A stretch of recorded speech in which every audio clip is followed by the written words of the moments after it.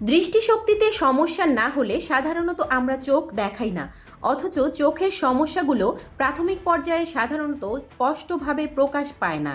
তাই নিয়মিত চোখের পরীক্ষা করা খুবই গুরুত্বপূর্ণ।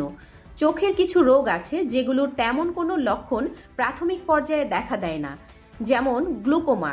এটি ধীরে ধীরে দৃষ্টি নষ্ট করে, অথচ প্রাথমিক অবস্থায় সাধারণত কোনো ব্যথা বা অসুবিধা প্রকাশ পায় না। চশমার প্রয়োজনীয়তা বা দৃষ্টিশক্তি পরিবর্তন ছোটবেলা থেকে বৃদ্ধ বয়স পর্যন্ত যে কোনো সময় ঘটতে পারে। নিয়মিত পরীক্ষা না করলে ছোটখাটো দৃষ্টি সমস্যা জটিল আকার ধারণ করতে পারে। আবার চশমা ব্যবহারকারীদের দৃষ্টিশক্তি পরিবর্তন হতে পারে। সময় মতো চশমা বা লেন্স ব্যবহারে চোখের ক্লান্তি এবং মাথা ব্যথা কমানো সম্ভব। পড়াশোনার সময় হ্রস্ব দৃষ্টির সমস্যা শিশুর শিক্ষা জীবনে প্রভাব ফেলতে পারে। তাই নিয়মিত শিশুদের চোখের পরীক্ষা বিশেষভাবে গুরুত্বপূর্ণ। বয়স বাড়ার সঙ্গে সঙ্গে চোখের বিভিন্ন সমস্যা যেমন ক্যাটারাক্ট বা ছানি, ম্যাকুলার ডিজেনারেশন এবং গ্লুকোমা দেখা দেয়। নিয়মিত পরীক্ষায় এসব রোগ প্রাথমিক অবস্থায় শনাক্ত হয় এবং উপযুক্ত চিকিৎসা দেওয়া যায়। ডায়াবেটিস, উচ্চ রক্তচাপ সহ অন্যান্য দীর্ঘমেয়াদী রোগের প্রভাব পড়ে চোখে। এমন রোগীদের রেটিনা বছরে অন্তত 1 বা 2 বার পরীক্ষা করা জরুরি।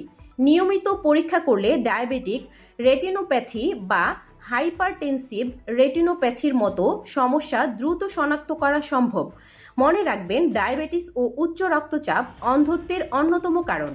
জন্মের পর প্রথম পরীক্ষা করতে হবে, এরপর 6 থেকে 12 মাসে একবার। 3 থেকে 5 বছর বয়সে স্কুলগামী শিশুদের পুনঃ পরীক্ষা জরুরি। স্কুল জীবনে প্রতি বছর একবার চোখ পরীক্ষা করাতে হবে। 20 থেকে 40 বছর বয়সীদের জন্য 2 থেকে 3 বছরে একবার। 41 থেকে 60 বছর বয়সীদের 1 থেকে 2 বছরে একবার ও 60 বছরের বেশি বয়সীদের বছরে একবার।